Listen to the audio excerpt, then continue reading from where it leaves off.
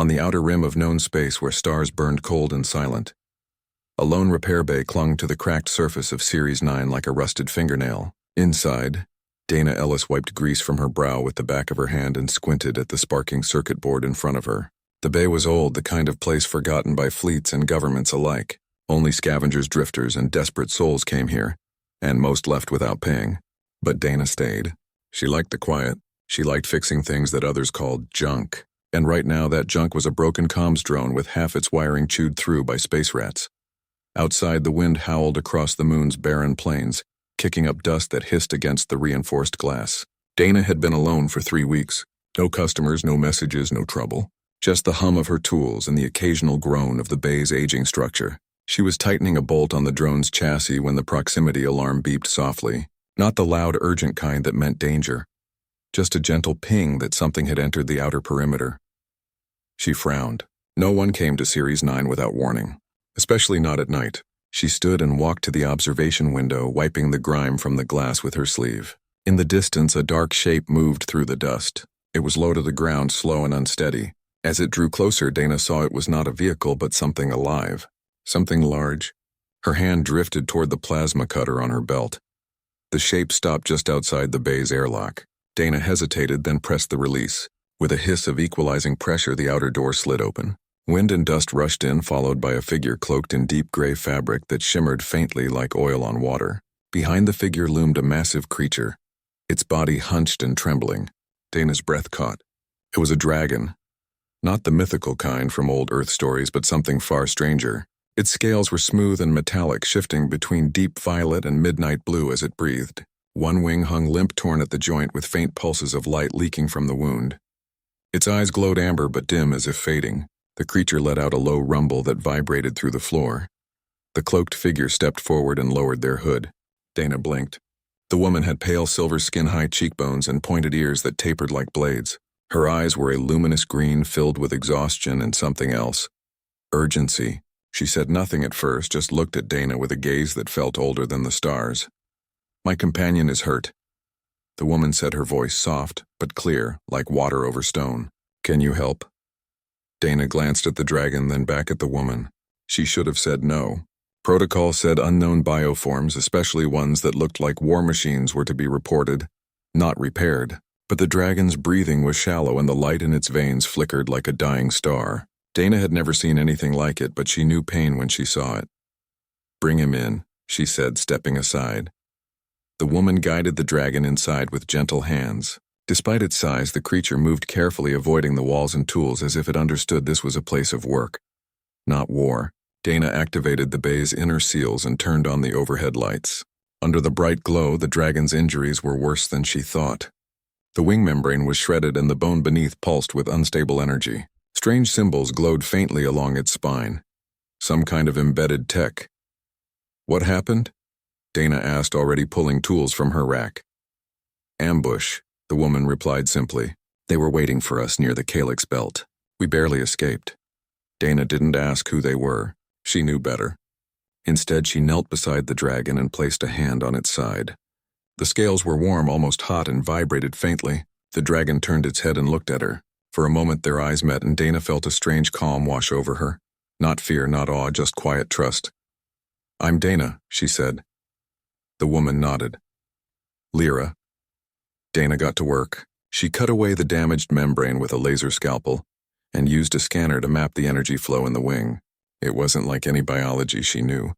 The dragon's body blended organic tissue with crystalline circuits and self-repairing alloys. She had to improvise. She used spare drone parts, a salvaged power regulator, and even a piece of her own exosuit lining to patch the worst of the damage. Lyra watched silently but never interfered. Once Dana asked for a stabilizing gel, and Lyra produced a small vial of glowing blue liquid from her cloak. It sealed the wound instantly. Hours passed. The storm outside faded. The bay filled with the sounds of tools whirring, metal clinking, and the dragon's slow, steady breaths. Dana worked without rest, her hands moving by instinct. She didn't know why, but she felt this mattered more than any repair she'd ever done. By dawn, the dragon stirred. Its wing twitched, then lifted slightly. The light in its veins brightened. It let out a soft chime-like sound and nudged Lyra's hand with its snout. Lyra placed her palm on its forehead and closed her eyes. A faint glow passed between them. "Thank you," Lyra said, turning to Dana. Her voice held more weight now, more warmth. Dana wiped her hands on her pants and shrugged. "Just doing my job." But as she said it, the outer alarm beeped again. This time it was different, multiple signals. Dana moved to the window. In the distance, 3 sleek ships descended from the sky. They were unlike anything in human or known alien fleets. Their hulls were smooth and black with no visible weapons or markings. They landed in a perfect triangle around the bay. Dana's heart pounded. "Who are they?" Lyra's expression didn't change. "Allies." The ships opened simultaneously.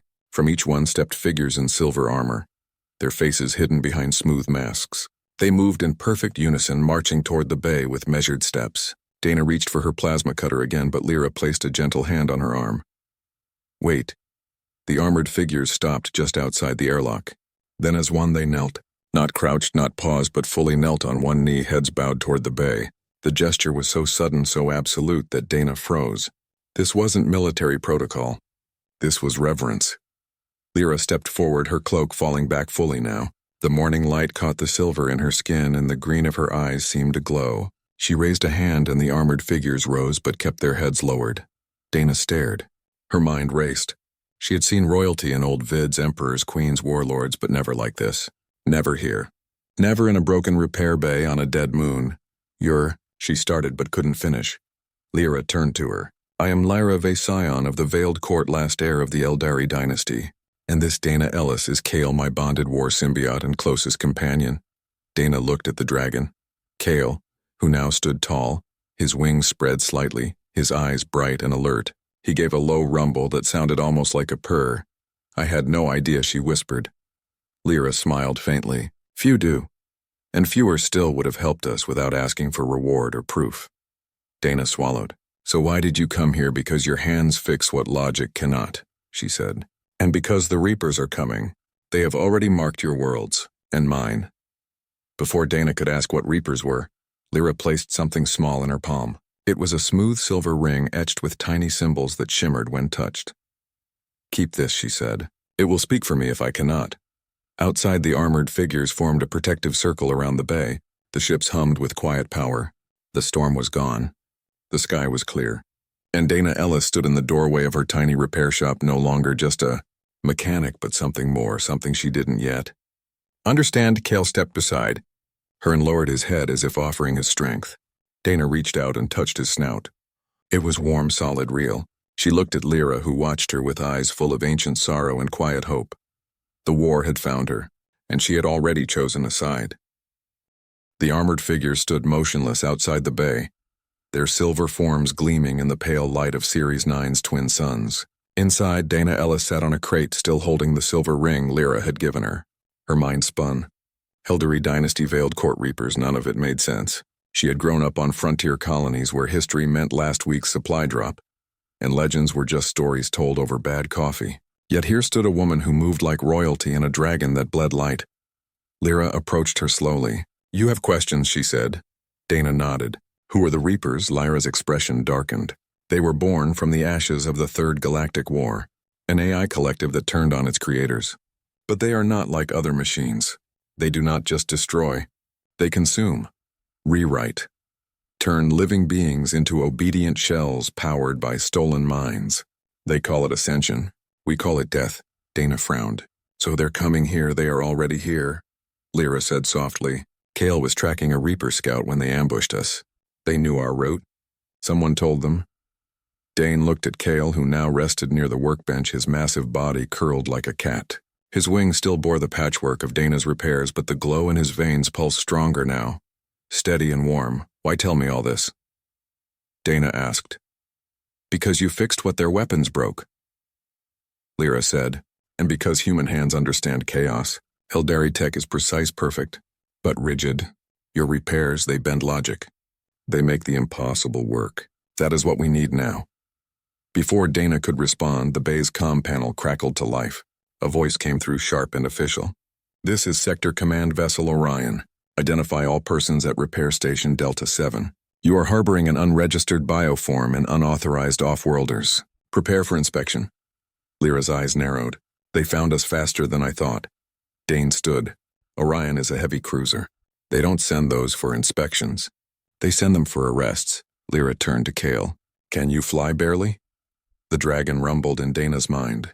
The voice was not sound but thought clear and calm. The wing holds but I cannot fight. We do not need to fight, Lyra said. Not yet, she looked at Dana. Will you help us leave? Dane hesitated. If she helped them, she'd be branded a traitor. But if she didn't? She thought of her home colony of Maris 3. Her younger brother still lived there. What if the Reapers came for them too, she said. They worked fast. Dana pulled an old freight hauler from the back lot. Rusted but functional. She rerouted power from the bay's backup cells and patched the nav system with spare parts. Lyra guided Kale into the cargo hold using a folding field that shrank his form just enough to fit. The dragon lay down with a soft sigh, his head resting near Dana's feet. As Dana powered up the engines, Lyra placed a hand on her shoulder. There is more you should know. The Eldari throne is empty. I left it. The High Council wanted to surrender to the Reapers. They believed assimilation was survival. I refused, so I fled. To find allies. Not among empires, but among those who still fight with heart, not code. Dane glanced at her. You came looking for humans. I came looking for you, Lyra said simply.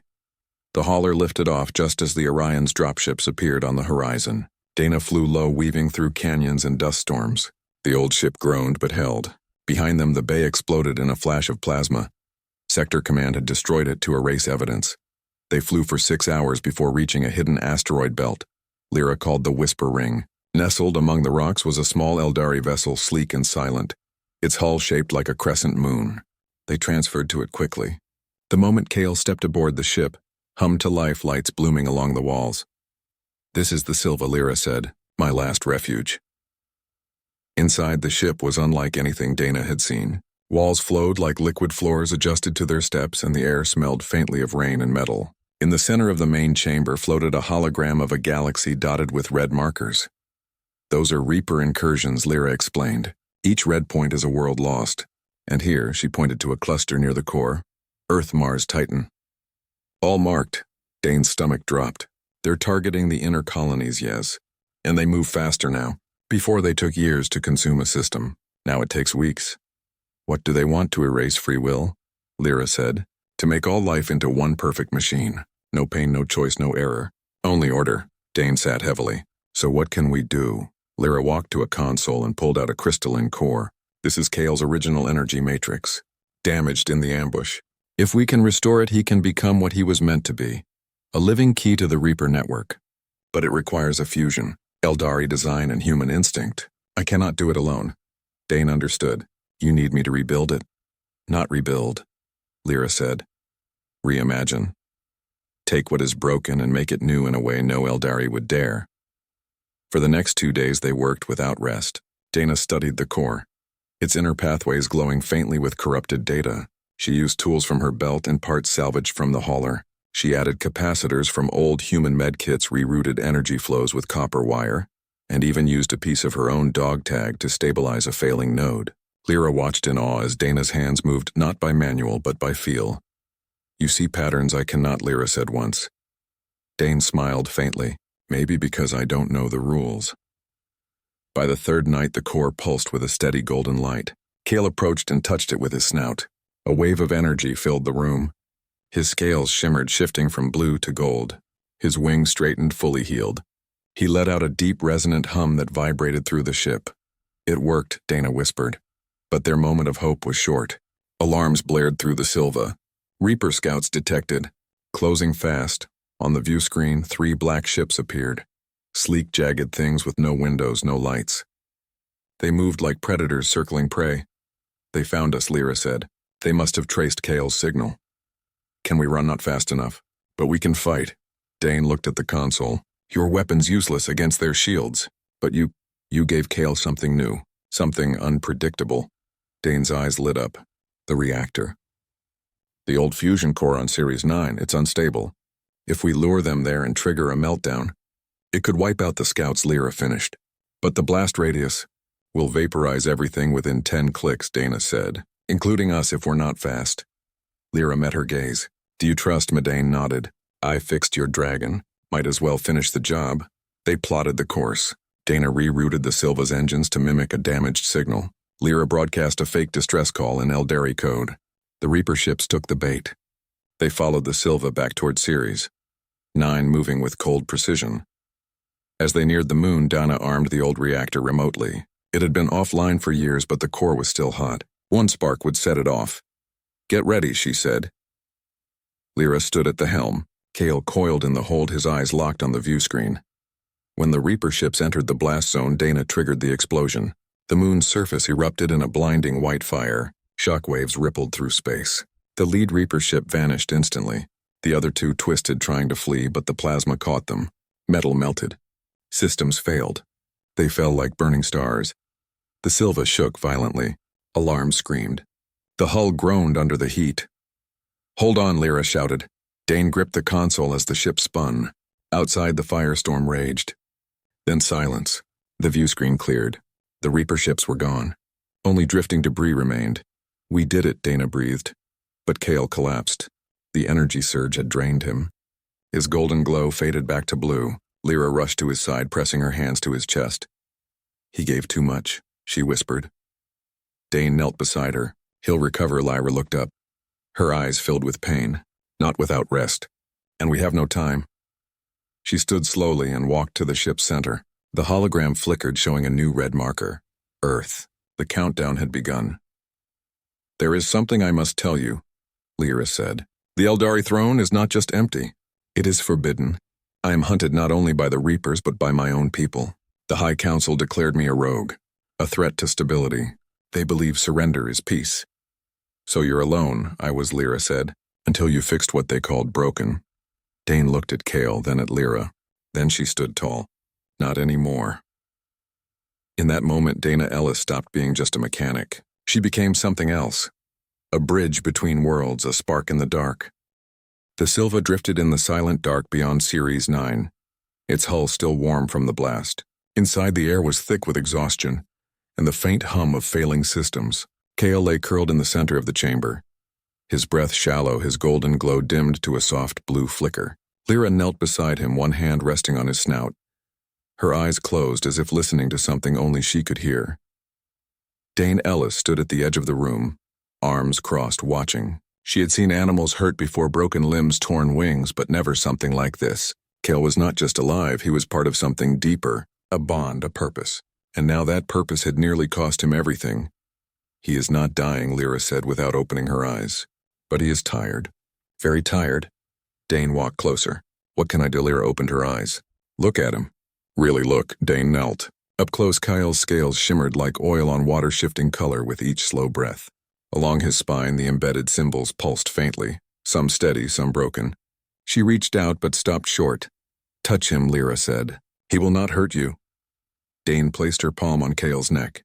Warmth spread through her fingers, then something else. A rush of images. Burning city skies filled with black ships, voices screaming, then silence. And through it all, one figure standing alone on a shattered moon. Lyra, cloaked, bleeding, defiant. Dane gasped and pulled her hand back. "What was that?" His memory, Lyra said. "His oath. He remembers every world he has tried to save, every life he could not." "Why show me that?" "Because he chooses to," she said. "And now he chooses you." As if in answer, Kale lifted his head slowly. His amber eyes locked onto Dana's. Then with great effort, he pressed his snout to her forehead. A soft chime rang through the chamber, not sound but feeling, like a promise. Dane felt it deep in her bones. Not fear, not duty, but loyalty, pure and unshaken. Kale was swearing himself to her not as a master but as a sister in arms. Tears welled in her eyes. "I don't deserve this." "You do," Lyra said, "because you saw him not as a weapon but as a being worth saving." Outside the ship, the stars burned cold and distant, but inside something new had formed. A triangle not of command but of trust. They had little time. Lyra explained that the Reapers would not send scouts again. Next would come the Vanguard, a planet cracker warship capable of shattering worlds, and its target was already set: Earth. "We need to stop it," Dana said. "We cannot fight it head-on," Lyra replied, "but we can break its heart." She led Dana to the ship's core chamber. In the center floated a sphere of black metal covered in shifting glyphs. "This is the key," she said, "forged from the first Eldari star. It can open the Reaper core ship's mind if carried by a bonded symbiote, Kalius. But he is too weak. Unless we make him stronger," Dana finished. Together they began the final retrofit. Dana used every trick she knew. She wove human neural mesh into Kale's wing membranes, rerouted power through salvaged reactor coils, and even embedded micro-thrusters from old fighter jets into his claws. Lyra contributed Eldari crystal matrices and bioluminal fluid that glowed like liquid starlight. They worked side by side, hands moving in silent rhythm. As they worked, Lyra spoke of the old wars, of how the Eldari once ruled the stars with grace and wisdom until pride turned to fear and fear to surrender. She had tried to warn them, but they called her reckless. A dreamer. You're not reckless, Dana said, tightening a conduit. You're brave. Lyra smiled faintly. Bravery is just fear that refused to sit down. By the second day, Kale stood again, taller, stronger. His scales now shimmered with threads of gold and silver. His wings spread wide, casting patterns of light on the walls. When he breathed, the air crackled with energy. He is ready, Lyra said. But Dana knew the truth. They were not. The Reaper vanguard was already en route, and Human Command had declared Lyra a threat. A broadcast crackled over the comm. Admiral Croft of the United Earth Fleet. All stations be advised. Alien entity known as Lyra Vey is to be detained on site. Use lethal force if resisted. They think you're the enemy, Dana said. They fear what they do not understand, Lyra replied, and fear makes even wise men foolish. Dane made a choice. She patched into the fleet frequency using an old smuggler's code. Then she recorded a message. No script, no polish. Just truth. This is Dana Ellis, mechanic of Series 9. I don't know protocols or politics, but I fixed a dragon today. And in doing so, I saw what the Reapers really are. They don't conquer. They erase. Your memories, your choices, your children's futures. Lyra Vey is not our enemy. She is the only one fighting back. If you stand down, you die quietly. If you stand with her, you might just live. She sent it. Raw, unedited. Then cut the link. For hours, nothing happened. Then a ping. Then another. Messages flooded in from colonies, outposts, even retired pilots. We're with you. Send coordinates. We'll bring ships. Lyra stared at the screen. Humans surprise me every time. They prepared for the final push. Dana and Lyra fused their last resources into KL, turning him into a living singularity engine. A being that could tear holes in Reaper logic. Before they left, Lyra gave Dana a small silver ring. If I fall, this will speak for me. It holds my voice, my will. Use it to rally them. Dane slipped it on her finger. It warmed instantly. The fleet gathered in the shadow of Titan. Not a grand armada, but a patchwork of freighters, old warships, and civilian vessels, armed with whatever they could mount. Some flew with no weapons at all, just shields and courage. Lyra stood on the Silva's bridge watching the ragged fleet form up. They have no formation, no strategy. That's the point, Dana said. The Reapers predict patterns. Humans. We're chaos. Kale roared then. Not a sound of anger, but of unity. The fleet answered with every light, every horn, every signal they had. A symphony of defiance. They jumped to Reaper space. The void there was wrong.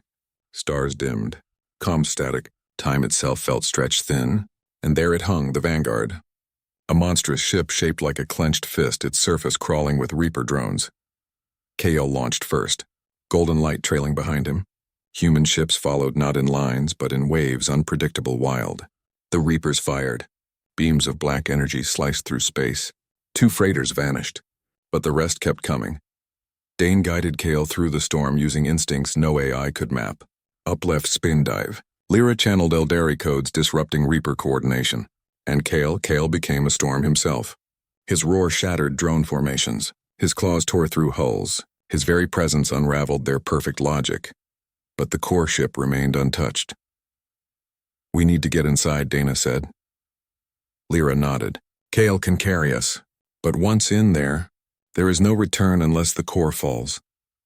Dane looked at the ring on her finger, then at the fleet still fighting below, then at Kyle, who waited patiently, his eyes full of trust. Let's finish this, she said. Kale folded his wings and dove straight for the heart of the Vanguard. Fire and lightning followed them down. The ship's maw opened like a hungry mouth, and they flew in. Darkness swallowed them. Inside, the core ship walls pulsed with stolen life. Faces flickered in the metal, Eldari, human, alien, all screaming silently. At the center hovered the Overmind, a swirling mass of eyes and wires.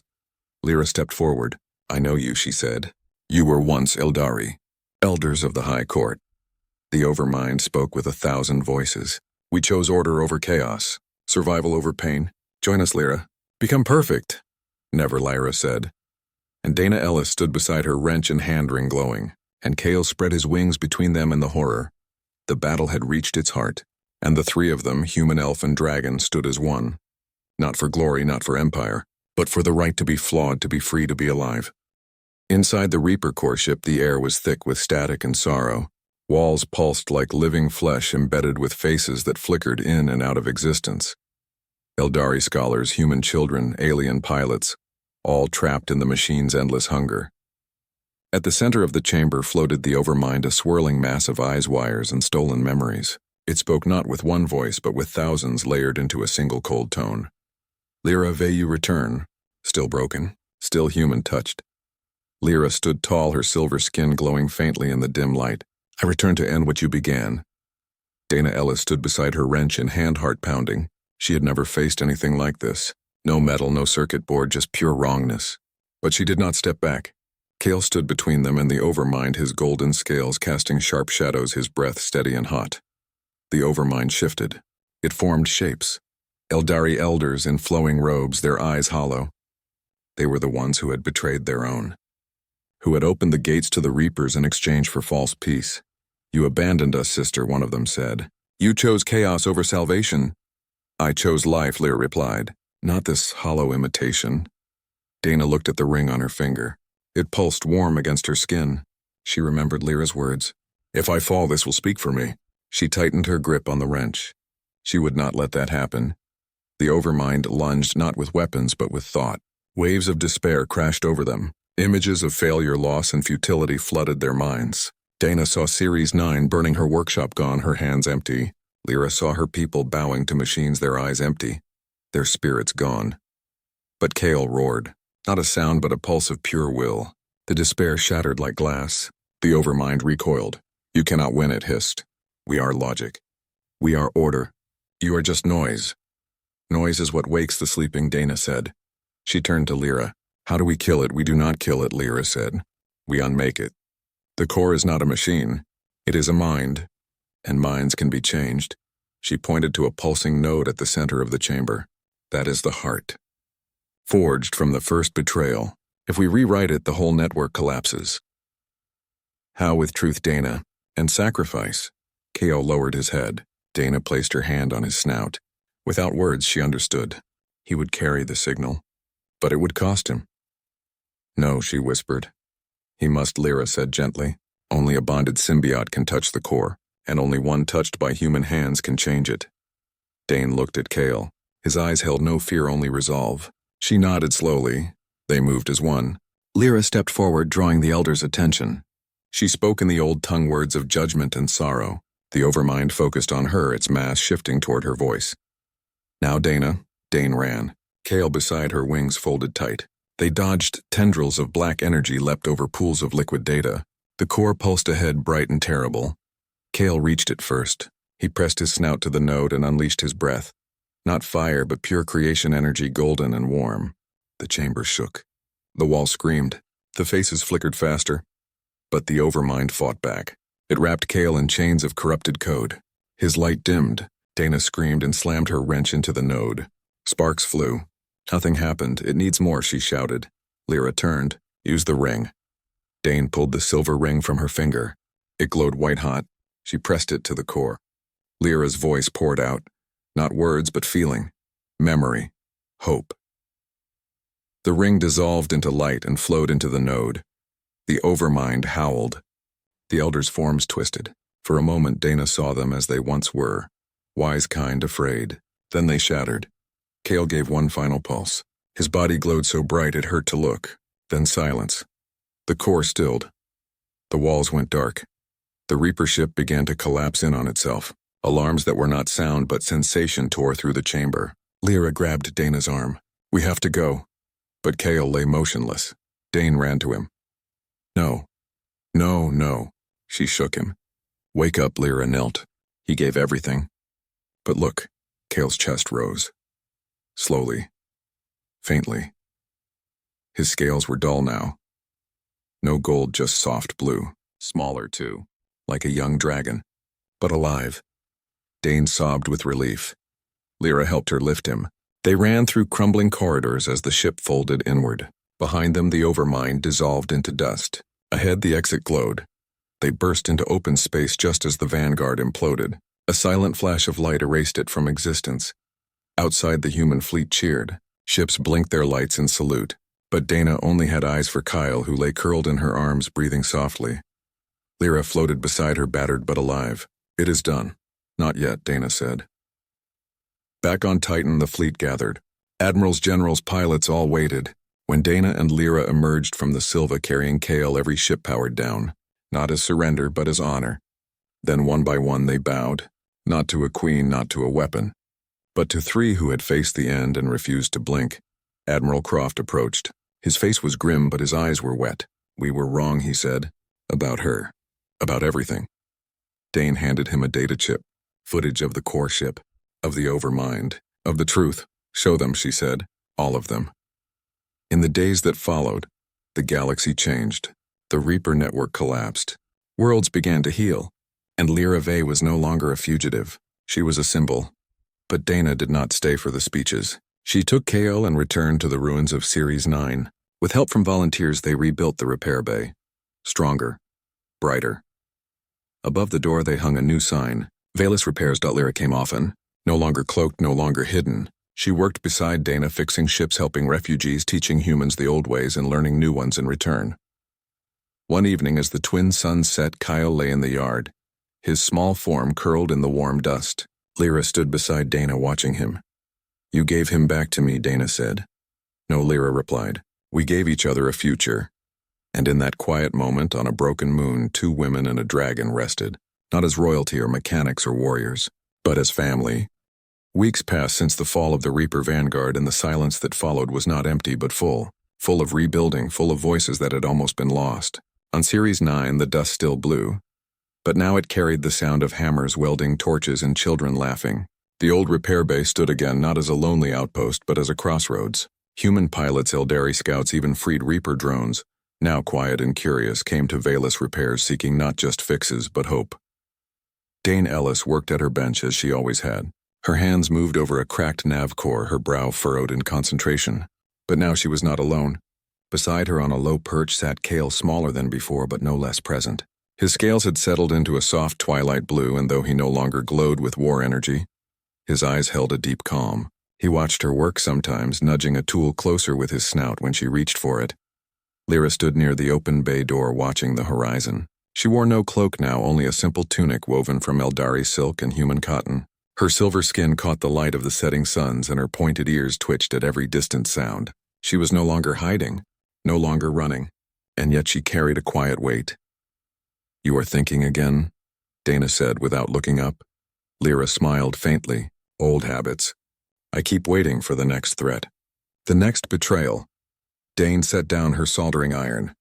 "There will always be threats, but now we are not alone." That was true.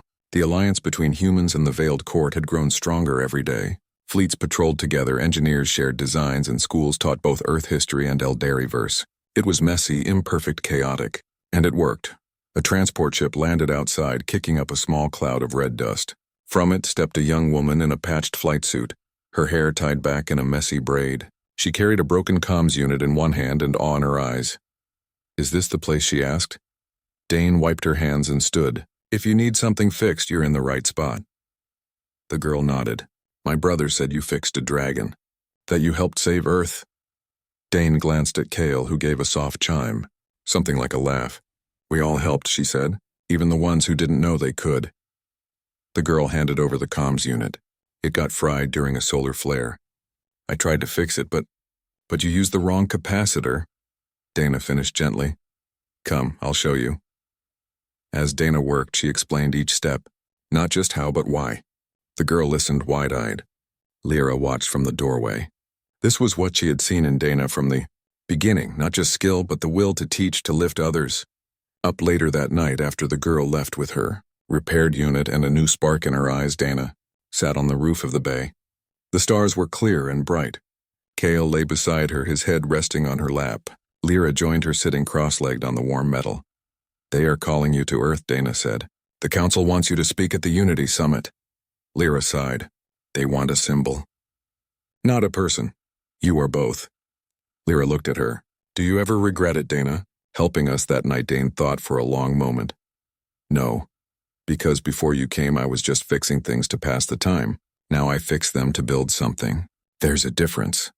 Cale rumbled softly, his breath warm against her leg. Lyra reached into her pocket and pulled out a small object. It was a new ring. Not silver but bronze woven with threads of gold and blue. She held it out. This is not a command ring, she said. It is a bond ring. Elderly tradition. It means you are family. Not by blood but by choice. Dane took it. It was warm. Alive. She slipped it onto her finger beside the old silver one. They fit together like they were meant to. Thank you, she said. No, Lyra replied. Thank you for seeing us when no one else would. The next morning a message came, not from admirals or councils but from a group of mechanics on Mars. They had found a Reaper fragment buried deep in an old mine. It was dormant but humming. They did not know what to do. Dane looked at Lyra. We should go. Lyra nodded. Together, they prepared the Silva not for war but for journey. Cale boarded easily, his smaller size making the ship feel almost cozy. As they lifted off, Dana looked down at the growing settlement around the bay. New homes, new shops, even a small school. People waved from below. They were not just rebuilding a moon. They were building a future. On Mars, the fragment was worse than expected. Not just a piece of machine but a seed.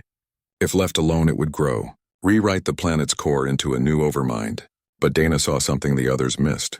The fragment was afraid. It remembered the fall of the Vanguard. It remembered Cale's roar. We don't have to destroy it, Dana said. Lyra raised an eyebrow. We can heal it. Reprogram it with choice, not control. It took 3 days. Dana worked with local engineers while Lyra channeled Eldari resonance tones. Cale sat at the center of the chamber, his presence calming the fragment's fear. Slowly the black metal softened. The humming changed from threat to question, then to peace. When it was done, the fragment became a crystal. Clear and warm, it pulsed gently like a heartbeat. What do we do with it? Dana asked. Lyra placed it in a glass case. We show it, as proof that even the darkest thing can choose light. Back on Series 9, life returned to its rhythm, but now it was richer, deeper. Dana trained new mechanics. Lyra taught Eldari history to human children, and Cale slept in the sun or flew low over the plains, his wings catching the wind. One evening as the twin suns dipped below the horizon, Dana stood at the edge of the yard. Lyra joined her. You know they will write songs about us, Lyra said. Dane snorted. Probably get all the details wrong. Maybe. But they will get the heart right. Cale landed beside them with a soft thud. He lowered his head and touched both their hands with his snout. In that moment, no words were needed. They had faced the end and walked back, not as heroes but as friends. And in the quiet of that evening on a once-forgotten moon, 3 souls rested. Human, elf, and dragon. Not because the war was over, but because they had built something worth protecting. The stars above burned steady, and for the first time in a long time, the future felt wide open. Full of repair, full of hope, full of light.